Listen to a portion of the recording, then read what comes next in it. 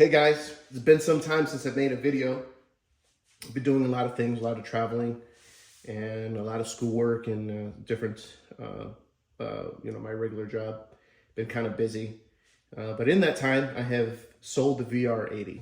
I absolutely love that gun. It ran fine for me, but there's just a couple things that I didn't want to keep it around for a long time. One, it was really long and I didn't find myself using it that much. I more opted for my Hunt Group FD12.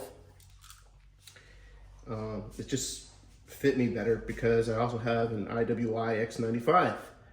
So that the Bullpup platform and then reaching back to the rear of the pistol grip for the magazine exchange is just something that was familiar with me.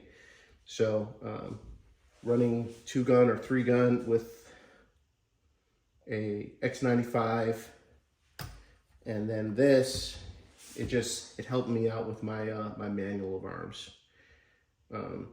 So I ended up selling the thing with the 20-round drum for basically what I paid for this out the door. I got a really good deal. It was right around $630 out the door. So I was able to do pretty much a 1-for-1 swap. And then I went ahead and went to High-Tech Custom Concepts, who makes a bunch of stuff for this KSG platform, and you'll see some of the stuff that's on here.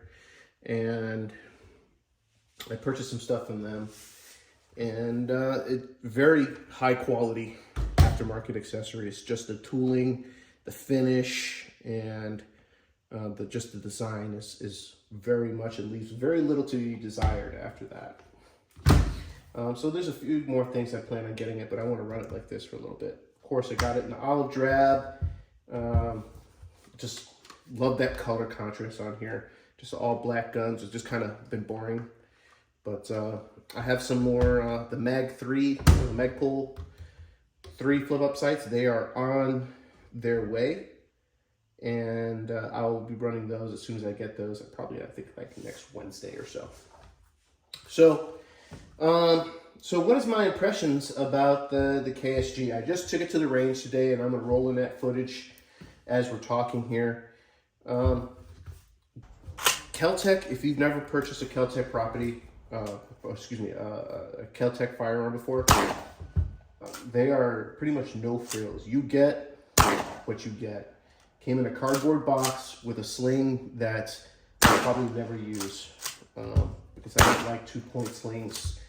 And then also too, there's always that concern about the sling getting wrapped up and getting in front of the muzzle and, blowing the end off of the sling. Probably gonna get a loop that hangs here and then be able to hook a snake hook or something to it. You can hear on the back. But it comes with a sling and a manual, no frills. Oh, of course, in a chamber plug too. So before I got started, I already cleared all of these firearms, and there's no ammunition that's sitting around anywhere. Both of these firearms. Just got some dummy rounds in case I decide to use them for something. But so all in all, my impression with the KSG was that it's very well built. I know Kel-Tec has got scattered history with even KSGs that haven't run quite well. But this particular sample ran for me perfect. And you see that I ran several different types of ammunition to include some low power subsonic birdshot, which would not cycle in the semi-autos. But now that I got a pump, they ran flawlessly, and actually they suppressed quite nice. I was very happy with those, and I'll probably keep a box of those around. So there's some interesting things that I found out watching many YouTube videos, trying to decide if this is something that I really wanted to try.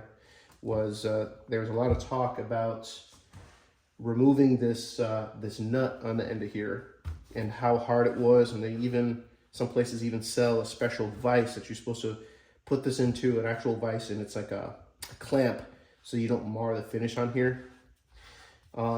So I went ahead and I did buy the tool. I think the tool you do need to remove this off for the first time, but I was able to get away with it with just this. No problem. It came off put it on the end of here. The only thing I did was I pushed, put some weight on here, push down on it really hard. And I just made sure that the tool was grabbed on firmly. Just gave it a quick spin and it came right off. It didn't even hammer. It just kept slowed down a little bit and then it sped up and the bolt came right off. So I did not have a problem with that. And I got this choke adapter so that I could run the same chokes that come in with my BlackAces FD12. Just happen to be the same type. So that's a win here. And these are, I think, Remington or Mossberg style. So these thread in right here. To me, this is all you need. This is a pretty fantastic way. If you're going to choke it down, this is all you need. They sell muzzle brakes, but I'd rather be able to choke it down than worry about like recoil mitigation. In my opinion, that's more important, is to be able to choke it down. And you'll see that in the video, especially when I start shooting this plastic ball around. When it gets out to probably about 10-15 yards, the birdshot is not able to push it around until I start choking it down and make that shot a little bit finer. So these are, to me, more important than any kind of muzzle brake. So real happy that I don't have to buy another choke set because those fit in there just perfectly. And of course, this just spins off. It's a solid fit. Once you get it tightened down, it doesn't wiggle at all. And it works too. It works quite well. This just simply screws on. Now, there's actually two ways you could do this.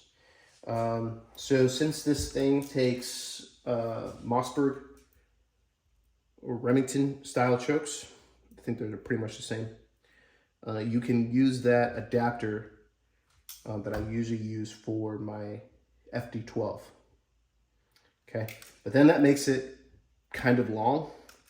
But there is a separate adapter that you can get pretty much from SilencerCo, and it's the KSG one specifically. This way you don't have to use any other adapter, and you can just thread the sucker right on there. And hopefully I can do this in the, there we go. So I already have it clocked. And it just goes on here just like that.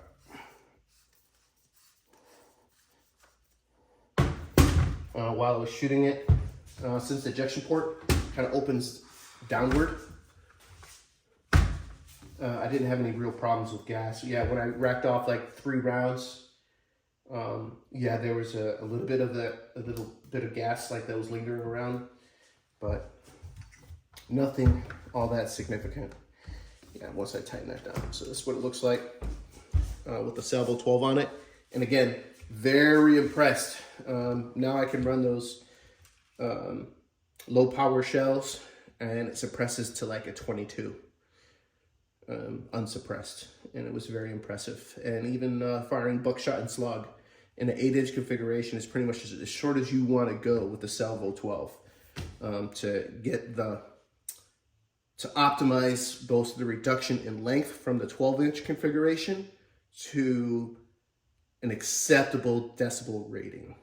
Because remember, the shorter you go, the more it's going to increase your decibels, because you're not, the volume that you're trying to suppress is less. Ergo, the suppressor becomes less efficient. So I think 8 inches is good. That's your best length. But even then, the 12-inch configuration on here is not bad.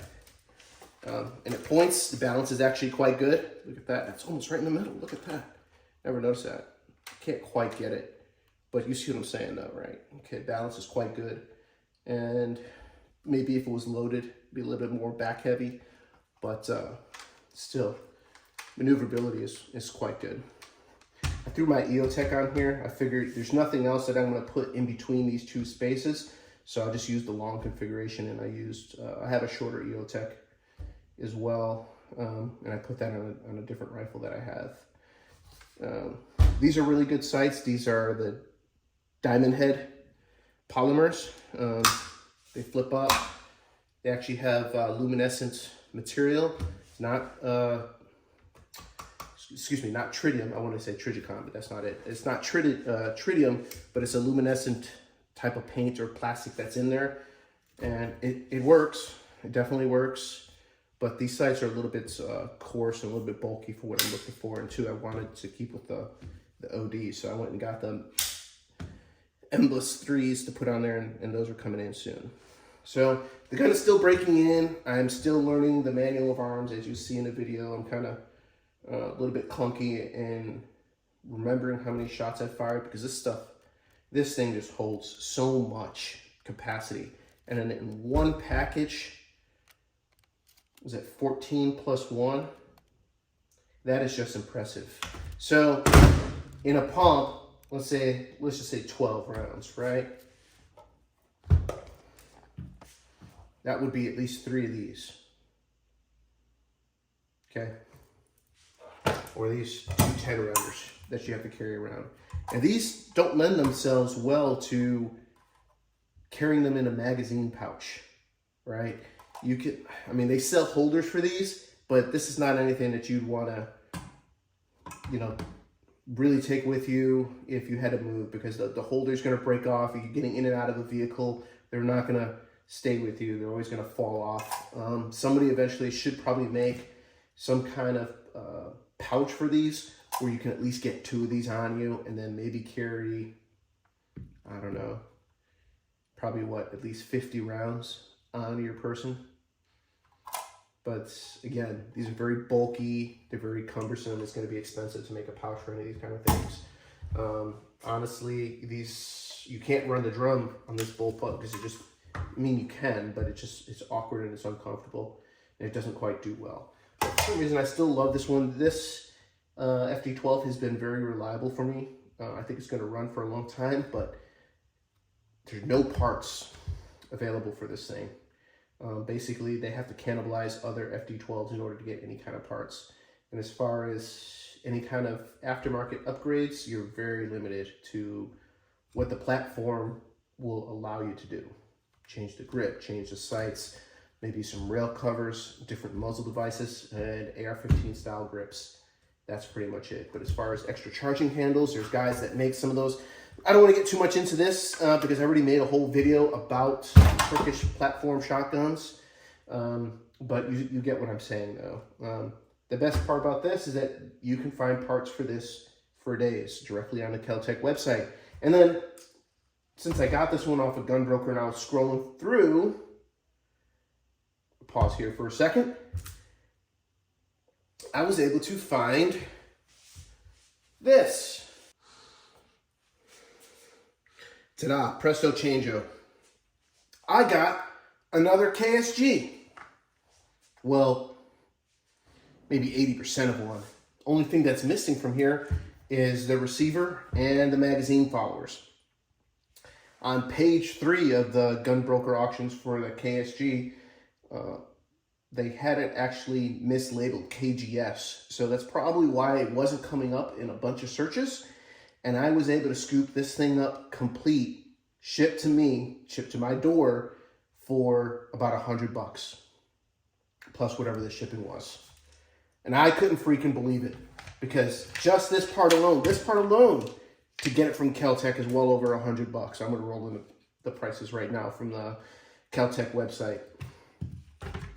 I have a whole nother complete and in very good condition KSG shotgun. This is the Gen 1 version. You can tell by the barrel nut here, which means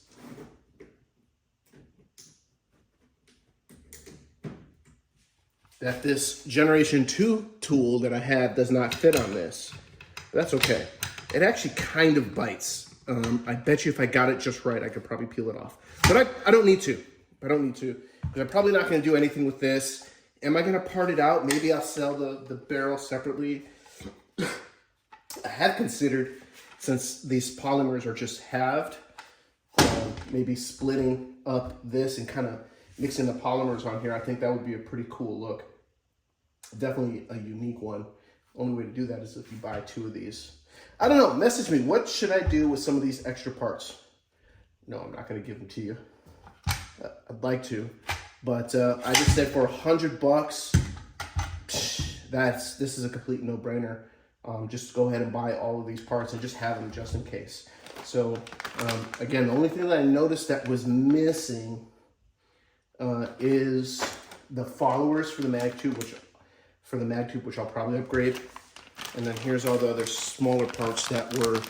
There's a brand new bolt in there. That's probably a part you might need, and a bunch of other small screws and pins and springs that were stripped off the receiver are in here. So I figured for $100 that was a hell of a deal, and I just went ahead and snagged it up. Yeah, all in all, pretty cool. I am happy with the Kel-Tec KSG. I did not notice any of that painful hull ejecting from the mag tubes. So I'm glad that's when I shot today, I was wearing this, and I didn't, I was kind of cognizant of that. I was looking out for that. So I don't have any marks because I probably had the sleeve on here, but I remember watching for that as I was ejecting the shells, and that they were going right past my arm. So that issue for me was, it's hard to do. It's still a little bit stiff because the thing's brand new. And the Kel-Tec, they send you, at least mine came completely dry. There isn't any oil in it at all. So that's fine. I actually want to run it like that to help break it in. Yeah, you guys know where I'm at when it comes to, like, you know, breaking in these Turkish shotguns. I actually run them dry and let them break in. Reason being is people like to degrease them or clean them when they first get them, and then what happens is they put their advanced lubricants in there that are designed to resist wear, especially the really strong synthetics, and then the gun never breaks in because of the lubricant that they put in there. Seems common sense to me. If you're going to buy one of those, without going off on a long rant, if you're going to buy one of those Turk shotguns, leave it alone for the first, I would say, 200 rounds. Don't change out the oil that's in there, or if it comes dry, just run it like that. Yeah, sure, it's going to malfunction, probably be a little bit more, but that's fine. It teaches you the manual of arms and what to do in case it'll malfunction anyways. So there's some practical knowledge there. Okay, nice ejection, and it came out that way. I don't know if empty hulls eject differently, but